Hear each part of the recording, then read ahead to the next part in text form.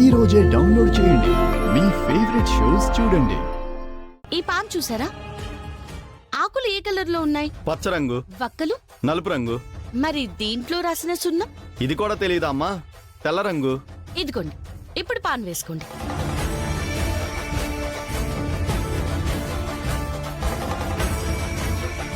ఇప్పుడు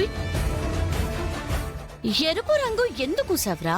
ఆకు పచ్చగా ఉన్నా, ఒక్క నల్లగా ఉన్నా, సున్నం తెల్లగా ఉన్నా, మూడు కలిపితే వచ్చేది ఎరుపే.